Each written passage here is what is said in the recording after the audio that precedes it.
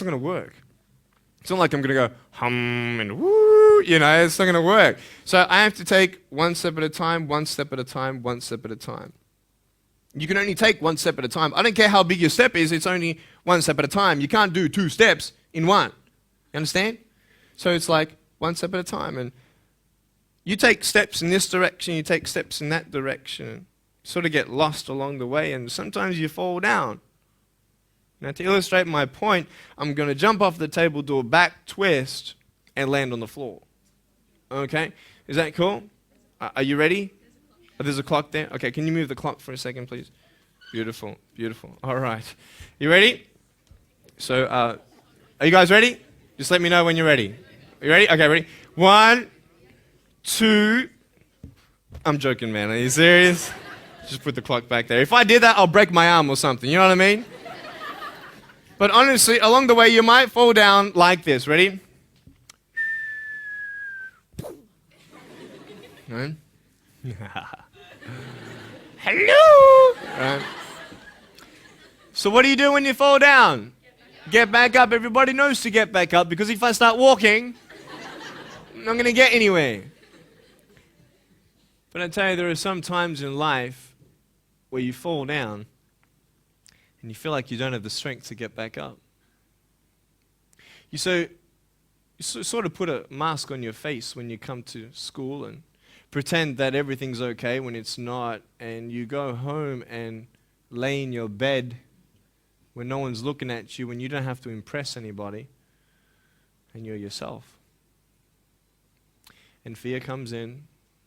You know the fear that you have as soon as you walk into the doors of your house. Maybe there's a broken home. Maybe you have doubt in your life. Maybe you don't know for sure what's going to be happening in the future, and it scares you. Maybe you're worried about what people think of you, what people say about you. Just that fear paralyzes you. And I just want to ask you today, do you think you have hope? Because I tell you, I'm down here, face down, and I have no arms, no legs. It should be impossible for me to get back up. I mean, you go home and tie the legs and arms of your brothers and sisters and like push them down and see how long it's going to take them to get back up. You know what I mean? You can tell them that you'll see them tomorrow. You know what I mean? But this is the thing. It should be impossible for me to get back up, but it's not. You see, I will try 100 times to get up, and if I fail 100 times, if I fail and I give up, do you think that I'm ever going to get up? No. But if I fail, I try again and again and again. For as long as I try, there's always that chance of getting up. Does that make sense? And it's not the end until you've given up. And just the fact that you're here should persuade you that you have another chance to get back up. There's still hope. I'm not here today to tell you that I understand your pain. I don't know how it feels to be abused. I don't know how it feels to feel, quote, fat and you've got an eating disorder. I don't know how it feels to have a broken home. I don't know how it feels. But I know how it feels to have a broken heart.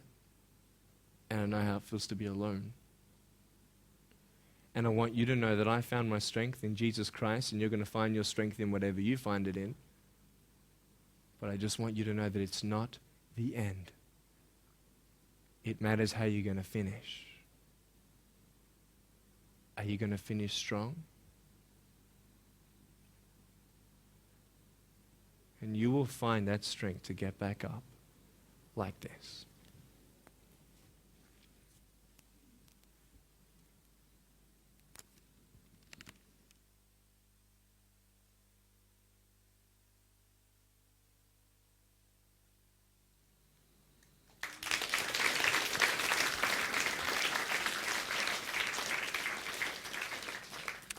How did I get from depressed to who I am today? Because I tell you, I was depressed.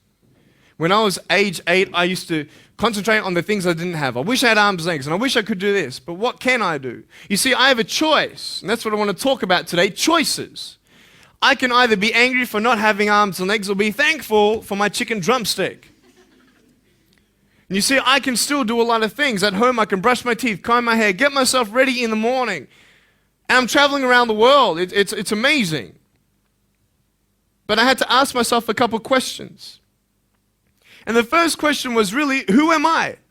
Who am I? I'm Nick Vujicic, but who is that? And it's funny how the friends around you sort of determine who you are. You change yourself. You come to school.